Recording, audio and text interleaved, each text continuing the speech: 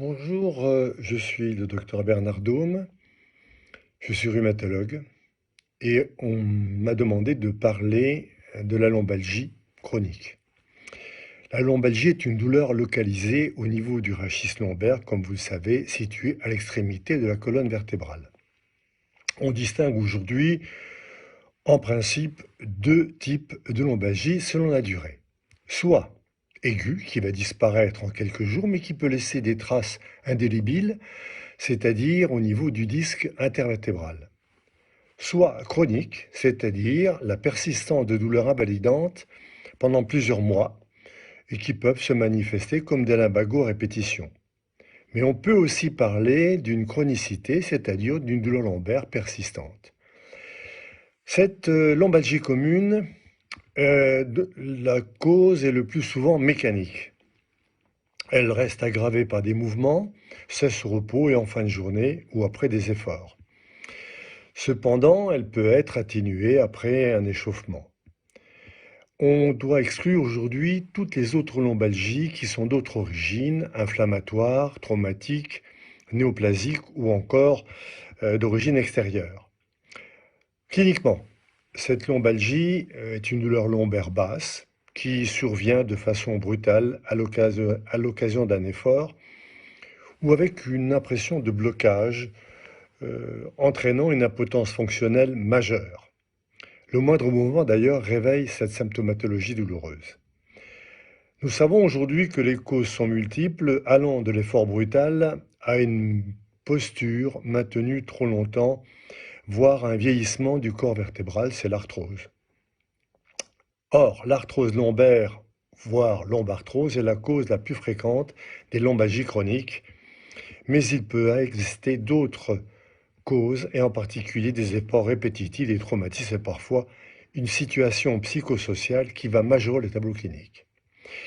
Le traitement va faire appel aux médicaments en premier lieu, anti-inflammatoires non stéroïdiens, antalgiques, à la chaleur locale, les bains chauds, à des tractions vertébrales qui peuvent permettre de soulager temporairement cette irritation radiculaire. La rééducation ne sera entreprise qu'une fois que la douleur aiguë aura disparu.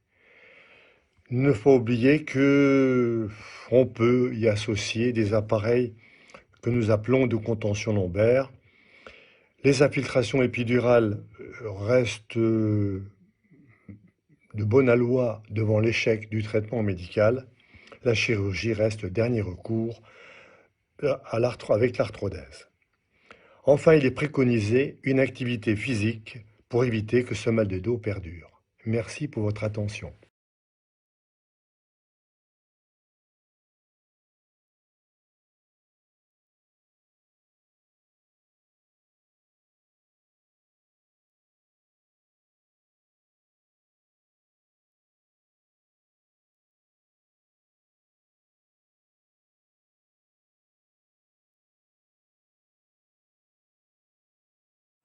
Bonjour, je suis Elisabeth Breton.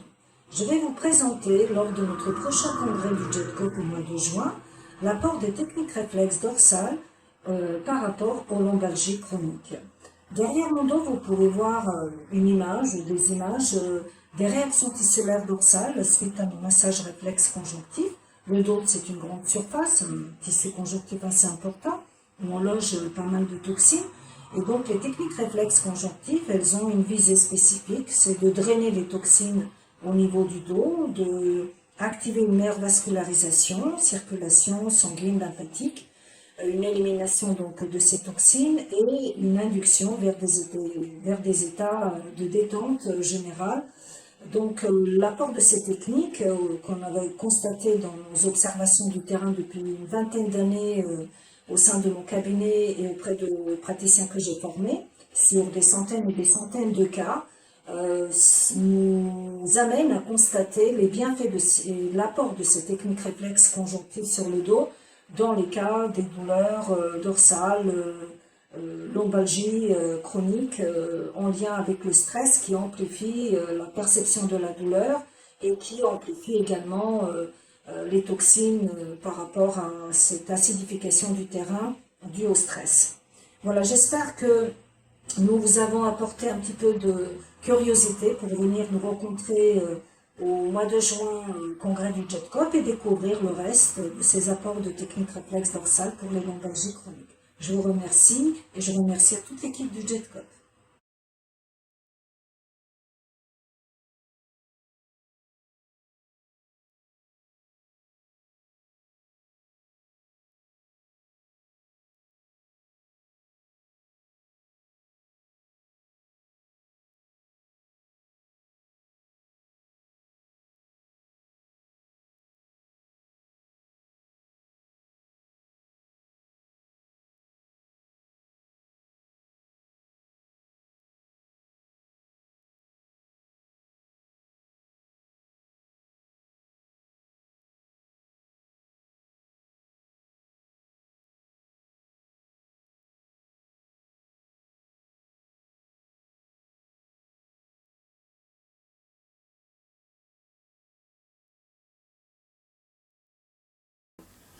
L'utilisation des couleurs en thérapeutique, qui était déjà pratiquée par les Égyptiens, conserve toute sa pertinence aujourd'hui. En effet, grâce à la médecine photonique et à l'utilisation de lumière et de couleurs, nous provoquons un apport d'une énergie physique mesurable à un tissu ou à un organisme qui est déficient ou qui est souffrant, sous contrôle neurovégétatif strict. Cet apport énergétique va engendrer une réactivation tissulaire dont les effets thérapeutiques peuvent être extrêmement intéressants à utiliser.